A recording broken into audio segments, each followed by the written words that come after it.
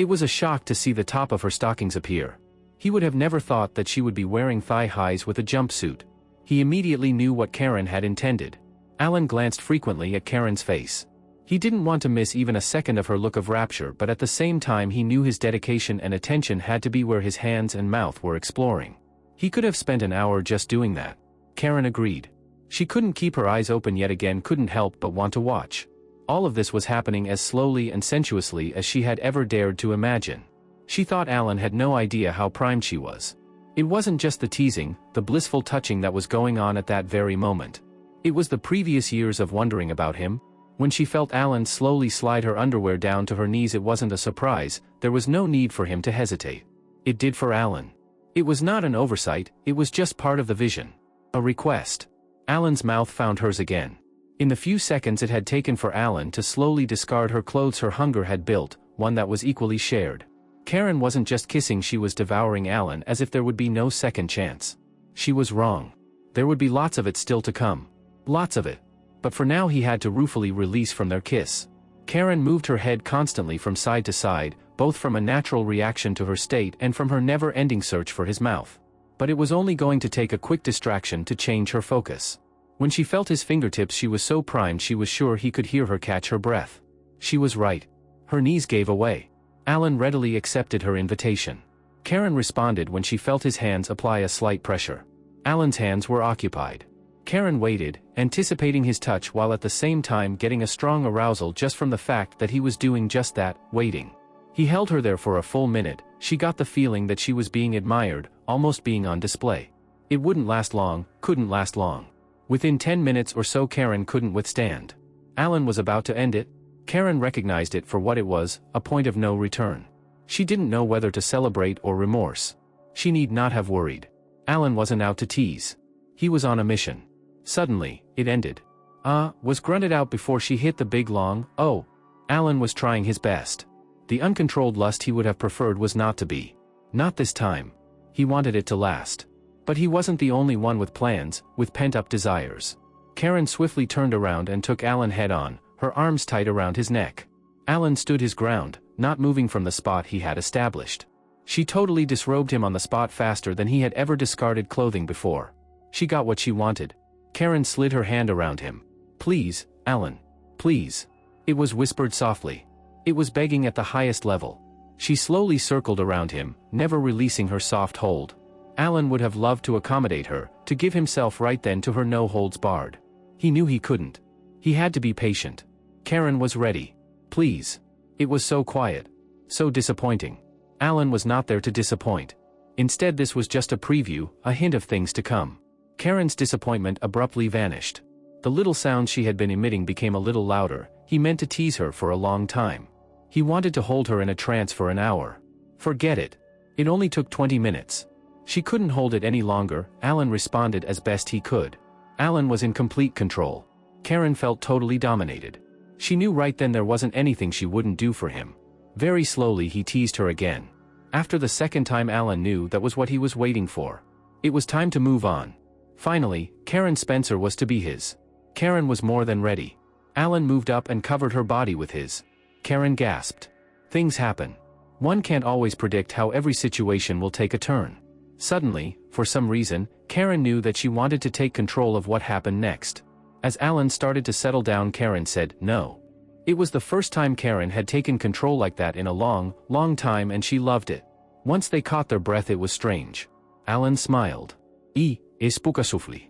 He knew he was not to whisper. Hi, she returned. Karen stayed on top for a long time. Sometime during that time, and Karen wasn't sure when it came out. A small whisper, but it came out. I love you. It just sort of slipped out of her.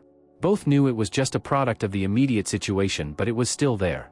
If nothing else, it gave Alan strength. Finally, she dropped from exhaustion. Neither could move. Awkward small talk between kisses followed for a few minutes before they both knew it was time to go. It was over. It had been so much more than either had even imagined. Later they would each realize that among other things they had engaged in a kiss that had, for all practical purposes, lasted well over an hour.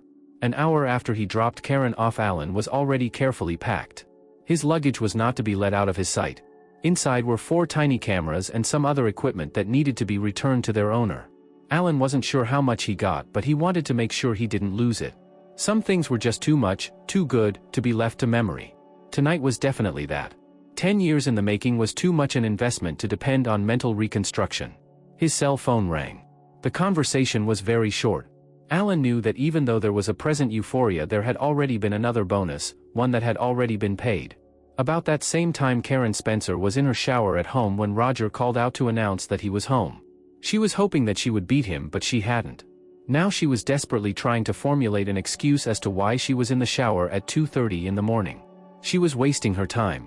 Roger opened the shower door and, without a word, hooked his arms, taking her against the wall right there. Karen just thought it was odd that he never took his clothes off. It had been years since he had done that. The following Saturday night, Roger watched the screen in front of him with absolute undivided interest. On occasion he would freeze the action so that he could switch that same intense attention to his wife. Tonight, both deserved his very soul. Karen lay face down across their bed. She knew that Roger was sitting right behind her, his attention glued to his laptop and his ears covered with his headsets. She knew there had been an indiscretion, a mistake on her part. Allowing him this strangely erotic discretion seemed a small price to pay. Alan had been wonderful, even more than she had imagined over the years, more than Roger had insinuated when he teased her about him, especially the past few months. Wasn't it ironic that, in some ways, Roger had almost pushed her into Alan's arms? It couldn't have been coordinated any more closely if the two men had planned it. Slowly, the detailed thoughts of what happened so few nights before grew to more than she could handle. It became too much. The combination of her sensual memories was too much. She hoped that Roger was distracted enough that he wouldn't notice. There was no chance that Roger could have missed her, he smiled. Although they had done this before, this was the first time she had actually finished while trying the thing. He was confident of what pushed her over the edge. Karen slowed down. Roger must have read her mind. "Come here." What? Did she hear him right? Never in the past had he interrupted the scene. Roger smiled. "Come here," he repeated. It wasn't so much an order as a gentle request. Karen moved over and followed his directions. He was sitting on an armless computer chair and he guided her gently. "Easy," he told her. "Easy.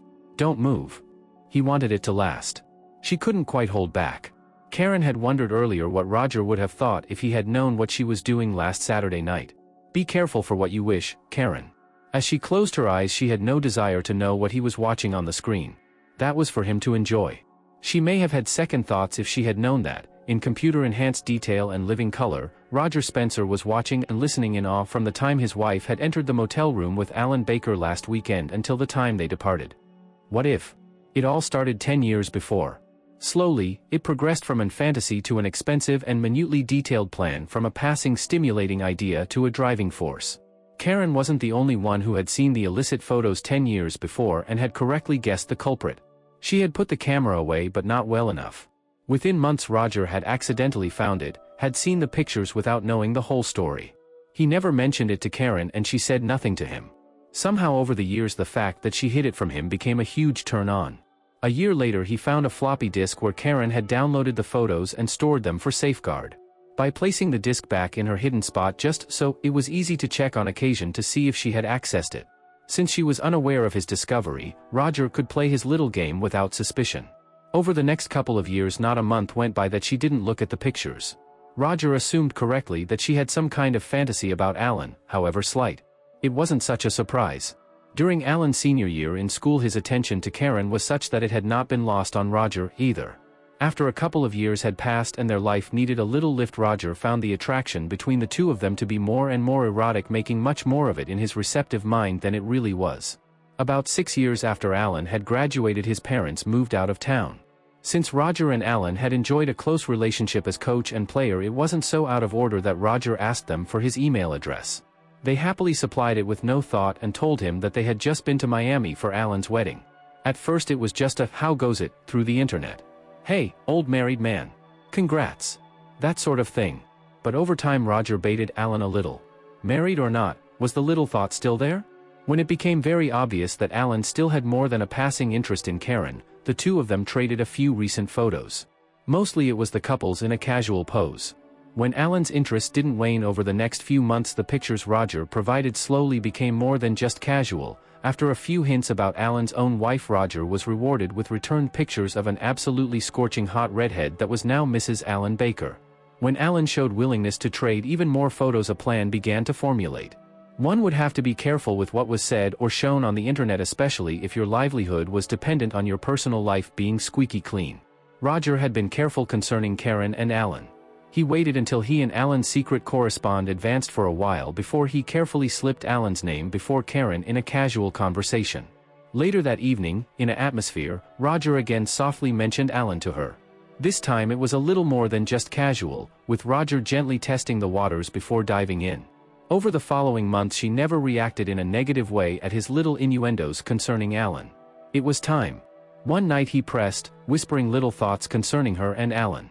Watching closely for a reaction, over the next few minutes he allowed the implications to become bolder, reaching the point where he was suggesting some very activities that she and Alan may have enjoyed. Of course she had no idea that he and Alan were in constant contact over the internet and on Roger's cellular phone. On that particular night Karen lay there and listened. She tried her best not to react, but the little game Roger was playing affected her. Finally she laughed him off with a low husky response, brushing him off with a wave of her hand. "He was just a kid, Roger," she moaned softly. "Just a kid." 10 minutes later she erupted. That night the unlikely notion in Roger's head slowly became a seed. At that point everything was a loose plan in his head. Who were the players? Alan was an absolutely necessary partner who was still mostly in the dark. The only thing Roger could count on was that Alan was still very hot for Karen. The delectable Laura Baker was definitely a desired player.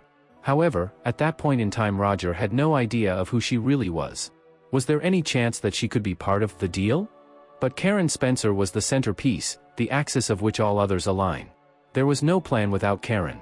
And not only did all three of them have to be tempted from their private little world into the scheme, but both women had to be totally unaware to be coerced without suspicion. That was why although Roger found the whole thing exhilarating he also found it unlikely.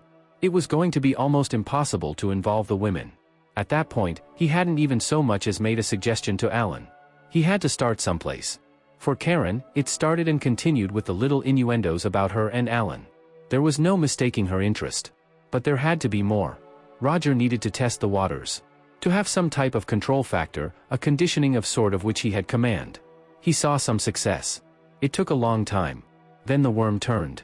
As life has it, the event was totally unplanned. That 4th of July weekend with Randy was step one. Not only did it show Roger that Karen could slip, but it also showed him something very important about himself. He had more interest in watching his wife being taken than he did in returning the favor. During the fireworks that night he had walked away from a sure thing with the delightful Cecilia to just catch the action in case Karen faltered. It was only luck that he later happened upon a dejected Cecilia in the wee hours of the morning and miraculously claimed her as a wonderful prize. After that it became routine. It took about 6 weeks of withholding from Karen before she became dangerously vulnerable. She never again went as far as she did with Randy. It was almost perfect. Karen wasn't allowing anybody to invade her, but Roger knew it wasn't because she didn't want to, it was more that she hadn't been driven far enough. He wasn't stupid. He also knew it was also because so far it wasn't the right man. And he knew that Alan Baker would be the right man. He didn't just think so. He knew so. Not only was he baiting Karen with the thoughts, but he was also slowly extracting some interesting information from Alan. It took a bit of rolling the dice. He couldn't exactly call and say, "Hey, buddy. I know we haven't seen each other in years, but how's about swapping wives?" Not only did it have to be subtle, it also had to be over the internet. There was no way that it could just be slipped into a telephone conversation. No matter how he approached it, there was no way it wouldn't be very dicey, very dangerous. And a lot easier than Roger thought. He approached it carefully enough in his email. "Hey, old buddy. Do you mind if an old married man asks a newlywed a question?" "Shoot. Well, before you say that, it's a little bit on the private side." "Okay. Give it to me. During your thing, do you two ever play little mind games? You know, little what-ifs." Roger had caught Alan and Laura right in the middle of an extended verbal sex capade that had been going on for a week. Yeah. Actually, we do. Just wondered if it was just us." "No, not really." "Why?" "Well, a couple of years ago Karen brought something up and it keeps resurfacing." Roger wondered if it would be enough. It was. Alan bit hard. "Don't tease." "Oh, just thoughts about an old student, one long gone. Evidently she has thoughts about him that have turned sexual. You know how it is. We've been married 10 years. Sometimes the well is a little dry." Alan was as stunned as he was excited. "Wow. I guess newlyweds like you don't have that problem." No, actually not. Or actually, yes. I mean our life is great but there are other things. Now it was Roger on hold. Ah, come on, Haas. Don't leave me hanging. It took a while but Alan spilled. Before it was done he told Roger about the whole game thing between Laura and him. Roger had every intention of returning the favor by eventually telling Alan about Karen's thoughts of him, but it wasn't time yet. Instead, he picked Alan's story apart. Asking more and more detailed questions he formed the correct picture. Laura Baker was primed, ready and willing. She just needed a gentle shove at the right time with the right person. Alan Baker was not there yet. He didn't need a gentle shove. He needed a jolt. Roger had the jolt. Finally, it was absolutely, positively imperative that Roger and Alan meet in person. Nothing else would do. Roger suggested it, Alan arranged it. In his business it was easy enough for Alan to attend any statewide coaching convention, but Texas was a gimme. His plans weren't even questioned, either by his company or his wife. Even on the convention floor they instantly recognized each other. Alan suddenly remembered how much he had admired the man. Roger finally realized Alan was no longer a kid. Karen would melt. It was all about sports and sports enthusiast. Loud and happy. It was late evening before just the two of them were one-on-one in a quiet little bar down the street. It was idle chatter, but when they departed that evening with the promise of having lunch and dinner together the next day, the two of them held a mutual thought. Alan and Roger liked each other. At lunch the next day Roger slowly guided their conversation away from sports and to their personal lives. Specifically, their wives. Both of them blew off the convention that afternoon and instead went to a baseball game together. By the end of dinner that night it was as if they were old lost friends who could tell each other anything. Finally, their conversation went from interesting to arousing. Carefully looking around to see if anybody was listening, they each poured out their story. Roger told of Karen's thoughts of an old student. Alan laughed and let Roger in on his and Laura's little games. Finally, after hours of show and tell, Roger knew he had to make his mark. It was late and they were both leaving early the next morning and wouldn't see each other. Roger leaned over. Alan, considering all you know, everything the two of you have done, do you think Laura would ever be open to another man's advances? One would think that Alan would have laughed it off. He didn't. What the hell? If he couldn't tell Roger, who could he tell? It wasn't something you'd pass around the office. It has crossed my mind. Roger stood up to leave. As they shook hands to leave, Roger leaned over and whispered, "You know that student that gets Karen hot? It's you." Then he turned and walked away, leaving a stunned Alan standing there. Quickly he sat down. By the time Alan could get to his computer the next evening, the email message was already there. "You want to talk about it?" Yes, he did. And that's where the dreaming turned to dialogue. There had to be a plan. There had to be hard and fast rules to protect their privacy. And their marriages. But mostly, there had to be baiting. Neither of these women was going to just walk into the room and lift their skirts. They would have to be prepared, and in at least one of the cases, teased and tormented beyond physical and mental boundaries. There would be no time limit. If they were able to persuade one in a month but the other took 2 years, so be it. If one came across and the other didn't, that too was part of the risk. There were issues. There were answers. Laura was young, possibly a bit more likely to cave in than the more mature Karen. On the other hand, Roger pointed out that he was 15 years Laura's senior. Alan soothed that a little. One of Laura's fantasies was to be picked up at a professional function by an older man. And Roger definitely fit into that mature handsome category. Alan knew Laura would love him. Karen was a 38-year-old married teacher. What chance was it that she would risk all of that with an ex-student? Alan figured it to be nil. Roger thought it was just a matter of timing. Karen definitely had her moments of weakness. Both men agreed on one thing. When it came right down to it, both were more interested in watching their own spouse being taken by another man than they were of taking another's wife. It had to be captured on video, sound and all. Now that was a problem. This was all a crapshoot and neither of them could afford an expensive crapshoot. Roger came through. As long as it wasn't in use, he had access to some extremely expensive and sophisticated miniature video equipment that belonged to the police. The police chief owed him a huge favor and didn't ask questions. He assumed it had to do with school. Neither of the plotting men had any idea that things would happen so fast. Starring, Laura. June. New Orleans, Louisiana. National Coaching Convention. Roger never went to national conferences. Way too expensive for a small school. Alan had to go. Mandatory. How in hell did Alan arrange for his company to pay Roger's expenses? Easy enough. His sports company was targeting smaller schools and Texas was prime. It was advertising, pure and simple. Alan couldn't believe it when Laura begged to come. Both men raised their eyebrows and their hearts beat a little faster as the date arrived. Both expected nothing but what the hell. When Roger first heard she was coming, he immediately canceled his airline and opted to drive. Karen was right in the middle of a softball playoff and couldn't go. He didn't want to deal with airport security with all that video equipment, and he certainly couldn't afford to put it in hold baggage. Both men were breathing hard when they first met in the hotel they were both staying. It was agreed that she would not know who Roger was, be kept totally in the dark that he and Alan knew each other. One phone call and the accidental encounter was arranged at the reception. Roger was stunned. The photos had not done Laura credit. The red hair and perfect body were almost secondary. It only took a few minutes around her to bring out the vivacious personality, laughing easily and often. Laura took an immediate liking to Roger. After all, he was a professional football coach. Not only was he good looking, but he must make a huge amount of money. She didn't follow sports at all, but she knew that. Alan had some work to do at the conference, but not a lot. Since Roger didn't use school funds, he didn't have to do anything, not even make out a travel report. He was as free as Laura to do as they pleased. They all pretty well dumped the conference, opting instead to see the sights. To Laura's surprise and delight, Alan had insisted on certain clothing. She had packed nothing but short skirts and racy tops. Alan thought she looked good. Roger thought she was totally awesome. Neither tried to hide it, and Laura felt sexy as hell. She really liked this Roger guy. They saw it all. The boats, the clubs. It was all theirs for the taking. So were their conversations.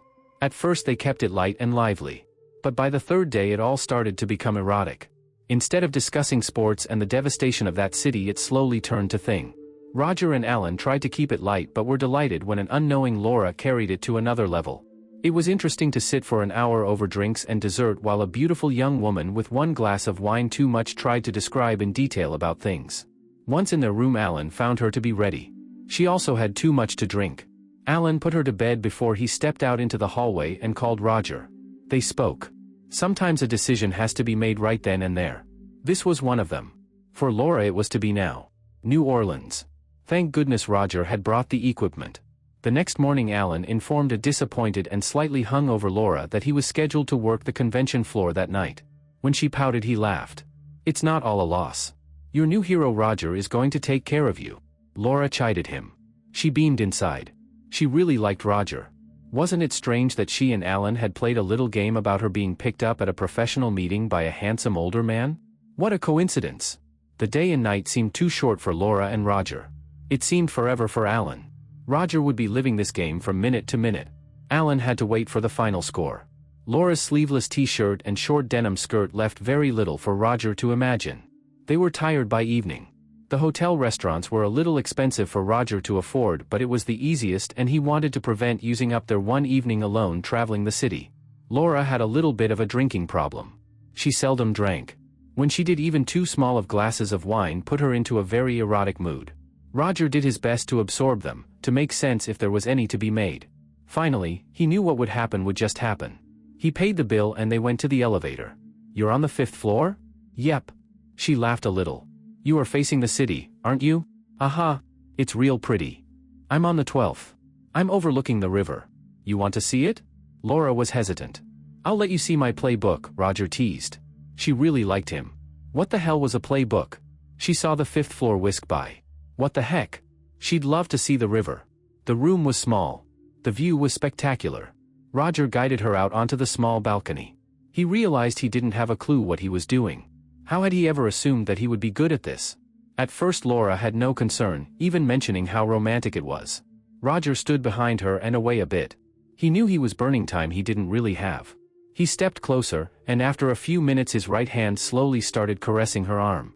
Laura brushed him aside by walking away a few steps as if she saw something. He followed, casually answering her questions but again with his hands making contact.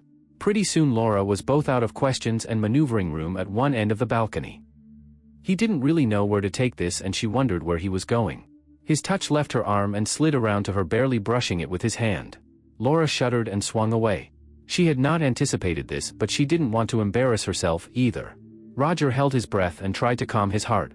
Now that it was here, how the hell was he supposed to do this? And above all, he knew it would be a one-shot thing. He took a chance. He had everything to lose. "Hey, tell me again about this female thing. I guess I should get this down pat." It was perfect. Laura laughed. The laughter brought relief for both of them. What do you want to know? She laughed. For a few minutes they just talked. Pretty soon it was generally speaking about it and how it was different for the two of them. Laura had grown up in a much more promiscuous society than Roger. It began to be fun again.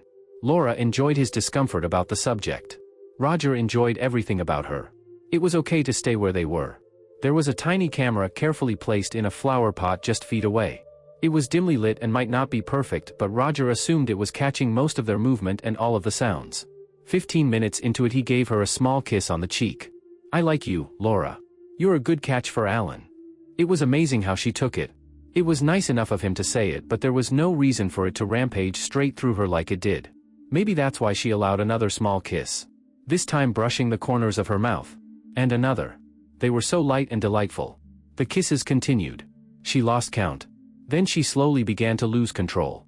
Roger moved in behind her, turning her around. His arms went around her, pulling her to him for a very long, deep kiss.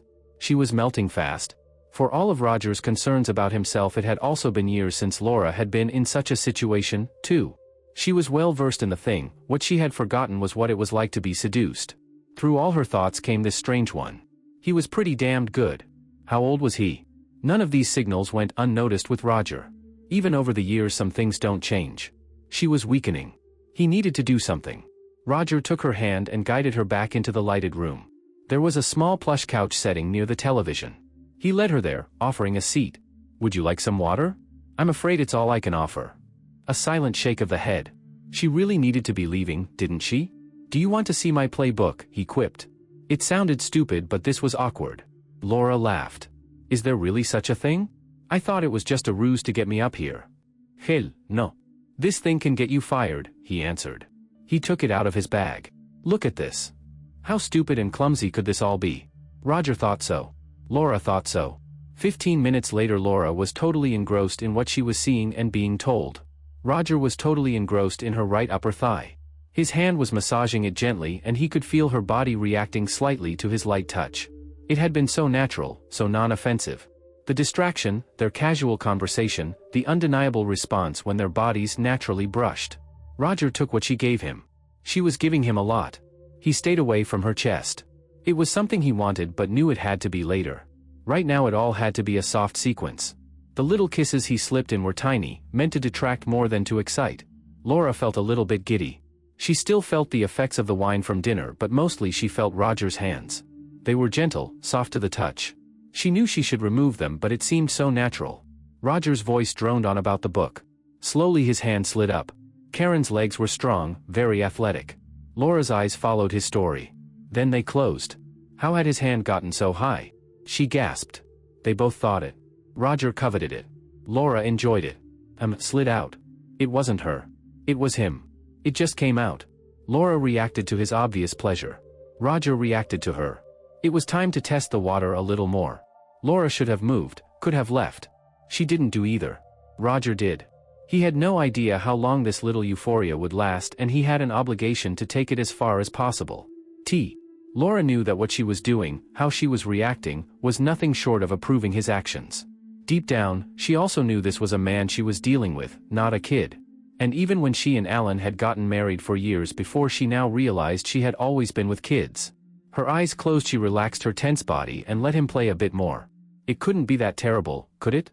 She meant just to let him wander a bit to see where it would take him? It didn't douse her intentions any when he spoke softly, telling her how beautiful he thought she was and how much he was attracted to her. Already she was in the mood to accept anything he told her, each expression adding to the dampness she was already feeling. Roger was totally enthralled with the young bride. Of all his expectations, none had come close to what it was really like to be pursuing such a young woman. But he had other intentions, higher goals in mind. He slid down off the couch to his knees in front of her. The hand slowly went above her knees. Laura closed her eyes. She wasn't saying a word but instead was silently encouraged him. He knew it was probably best to say nothing, but he couldn't help but spill out non-stop compliments about her and expressed how she was every man's dream. He didn't mention that she was also his plan. He teased her for several minutes. If nothing else, Roger Spencer was a master at teasing. He teased, she responded. It didn't take long. Less than 10 minutes later she couldn't hold it anymore. Roger was elated, then again he checked his position and adjusted her on the couch. Laura was past any regrets. Her hands alternated between the back of his neck, then the little questions, the verbal teasing. Does everyone make you finish like this? And I'll bet you do it with Alan, too. There was a number of little things, all of which she answered candidly. Little did she know that they weren't just casual thoughts, it was an interrogation to be enjoyed by another. She answered truthfully, almost in a begging voice. Finally, he stood up and pulled her forward. She was staring. Do you want it? He asked. Her only answer was an unintelligible moan. After a few seconds, she could only nod. Roger took her in his arms and pulled her to him, engaging her in a long, deep kiss. She had definitely given in. It was now up to him to see how total that surrender would be. He had plans a special request to be attempted. Roger needed to move. Roger undressed her. The top slowly came off. For Laura, it was an excruciating act, an undressing so sensual. For Roger, it was a tease, a show for future enjoyment. All of a sudden Laura had a passing thought, a quick wisp of innocence. Please, Roger, I should go. Deep down she had enough wits about her to know that she was in a situation way beyond the stopping point. Soon. She felt him. She was a South Florida girl. She had been outside tanning herself quite a bit and there was a strip of white. Nice tan. This didn't come from a tanning booth. Roger lowered his head, he could spend hours just doing that. Instead he carefully guided her to an exact spot, turned her around to face him and without a word suddenly laid her back on the bed. It was a little unexpected. You look wonderful. His eyes shifted to hers. Slowly he leaned over, then he just paused, keeping his position as if awaiting her command. Laura recognized where this had all advanced. Had she lost her mind? No, please don't, Roger. She vaguely remembered the words coming out, but he didn't pay any more attention to them than what she meant. During those first few seconds it occurred to Laura that she was getting her illicit fantasy fulfilled. Those little games she and Alan played all the time, his teasing stories about her with another man. It had somehow come true. It was almost as if Alan had scripted it. Somehow, it just added to it all. Now, here she was with that handsome mature stranger. Roger felt it coming and slowed. Roger was long past the point of becoming bold. The challenge was over. It was time to be greedy. What would you like me to do to you? Laura was caught off guard. I don't know. It was a hesitant answer. What did he want? Roger laughed lightly in her ear before teasing her mouth. I would love to finish with you. Would you like that? Of course she would. Instead of an answer, it came out a long, drawn-out M. If we can do it together twice, will you give me something really special? Uh-huh. She nodded slowly. You sure? Anything? My choice? Laura was totally confused. What did he want? What was it he thought she could do? Anything, she whispered. There was nothing left, nothing kept back. 30 seconds later neither could move. Then it took another 30 minutes of foreplay, deep personal conversations, before she could feel Roger coming back. Roger knew what he was doing. He needed to keep her sky high, so it would take nothing to bring her over. He was barely able to hold off surviving her. He held his breath. He made himself a promise right then to get some pills. They slowed. She asked. Was it good? He knew what she really meant. Perfect. Unbelievable, he lied. He knew that it would still take time to recover. And he needed to recover. Laura was exhausted, she thought of Alan. There was no doubt that it would only be a short time before the remorse set in. But for now, she was the most satisfied woman in New Orleans. It had been nice. It was over. Not so soon, Laura. There was no denying the evening was already a success. A celebration way beyond Alan and Roger's expectation. But there was more. A request, a question to be answered. A favor from Alan. Favors were allowed. Roger had one of him. Roger was toying with her, Laura was a little concerned. It was and had always been absolutely taboo, a totally forbidden area. It was the uncrossed boundary in their marriage of which Alan had spoken, had secretly confided in Roger. Still, it was what it was. Laura moved her ass in a little circle as if to escape. Roger relented a little. This time it was a little different. Roger acknowledged the response. He took it away, not so much in retreat but rather to prepare her for his next foray. Roger. He responded. Step 2. Same as step 1. Please, Roger. There had been a small movement, a little bit of escape intent. Relax. Softly spoken, probably not so reassuring. This time the second knuckle. A definite reaction. No, Roger. Not there. I don't do that. It was time to play his trump card.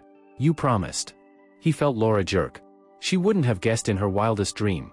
No, came out. Roger kissed. Easy does it, baby, easy does it. Laura wished she hadn't promised. Laura's eyes were wide open. She waited. Later, if Alan wanted to go for the gold, he could do so. For now, additional preparation would not make it happen. Slowly, very slowly, he slowed everything down. It was time. There was no tomorrow, no later hour. He wasn't going to last very long with that perfect woman. Roger broke the ice. You've never had it this way? His voice seemed as soft as it was amused. No, she said. Relax. Let your body go with it. Please let me up, Roger. I don't want it this way. Okay, was all he said. As with the other things that happened that night, unthinkable things would come to be. Out of exhaustion, she both mentally and physically quit fighting him. She thought if this was going to be so, let it be. You've never even been curious? She hesitated. Of course. It was true. It was just something that she always feared. He felt it. So did she. Laura admitted to herself that all of the pressure and pain had subsided. Roger moved slightly. It was there. What did mean? Roger had no idea. Laura did. More than before, his little movement had been tantalizing, not discomforting at all. Slowly, surely, against every idea of decency she ever had, she started feeling a gentle, warm, glowing sensation. See, I told you it could be nice. The soft resonance of his voice was reassuring, wiping out some of her fears. He had obviously picked up on her vibes of acceptance. It's not right. It's nasty. She wasn't going to go down without protesting enough to appease her good girl morals. All thoughts of discomfort or foreboding had long evaporated. Then it ended. She had never dreamed it could happen, but there she was. Strange thoughts at strange times. How many times had she refused Alan this very act? Dozens? Probably. Not again. She would be in control when it happened, but she wouldn't deny him again. She was a little bit ashamed of herself. She had been awakened by a total stranger. They lay there together for about 15 minutes, as she began to return to reality and what she had done. She began to sob quietly. Even though Roger was sure he could do nothing to appease her, he was particularly concerned. Her husband wasn't AC, he was a partner. In a way, he wished he could tell her. Instead, he made the effort to comfort her and assure her that there was nothing fatal with what they did. We were just too caught up in the moment. Laura didn't see it that way. Roger tried again. You are an absolutely incredible Laura. Alan's a very lucky man. What an exit. She actually went for it. After 5 minutes of praise and comforting, she seemed to be over the crisis. As she got dressed, Laura realized she had never taken her shoes off. So did Roger. It was an incredible turn-on. He'd have to remember that for later. Laura wanted to show herself out. It wasn't a good idea for them to be in the elevator together that late. Roger had equipment to gather. By agreement, it would go to Alan first. But first, he made the call. Alan tried to hide it, but he was shaking so hard he could barely talk. He headed for his room. He and his bride had some very serious to do. The return invitation was 6 months away. 12 months later. Emmys. Hey good buddy. How's it hanging in Miami? Still here. How's Texas? She's fine. LOL. How's my baby doll? She has no shame. Not funny. I love it as much as her, but it'd be nice to have a straight F ever so often. Your fault. Your fault? Yeah, I know. Speaking of which. You open to a possibility? Don't tease me. No, I'm serious. Met a guy in his late 30s last month. Got to drinking a little. He's from upstate New York. Got an awesome blonde wife about 32 that has a wild dream about being picked up by a beach bum. I'm open. What's the deal? I'm broke? You'll love this. They're coming to Miami on vacation in 2 months. Interested? Very. I'll see what I can do. Hey, you still in love with Karen? You'd better believe it. Give her to me. Nope. She's mine. Later. The end. What do you think about this, and let's discuss it in the comments.